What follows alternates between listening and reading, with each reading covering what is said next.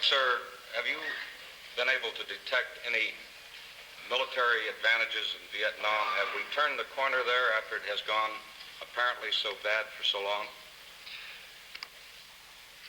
I'm always hesitant to make a prophecy about how good things are or how bad they are, because you fellows have a way of remembering what a public official says way back there and feeding it up to him from time to time. But I think it must be evident to you that your Marines and your other soldiers in the Army and the men in the Navy and the Air Force have been giving a good account of themselves and working very closely with the dedicated and patriotic and determined South Vietnamese, always associated with them and working with them. They have been quite effective in the last few weeks.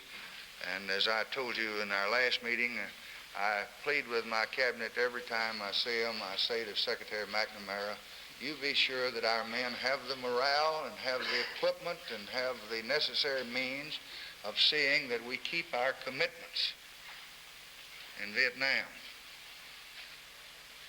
And we have the strength to do it.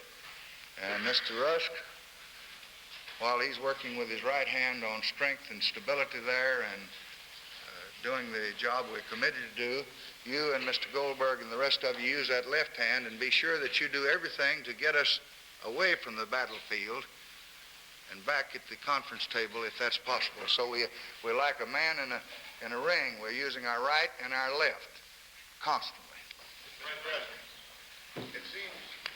It seems increasingly possible, Mr. President, that the conflict between Indonesia and Malaysia could erupt into an earthquake that would affect Southeast Asia far more gravely than anything that's going on in Vietnam today. Would you assess that danger for us, including the point as to whether you think it is possible to keep Indonesia from completely going into the communist Chinese orbit?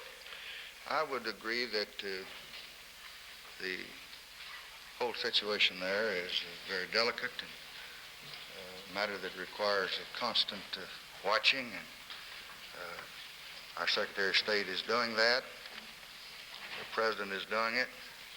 We have recently sent to Indonesia one of our most trained and trusted diplomats, and we're going to make every contribution that we can to try to preserve peace in that area.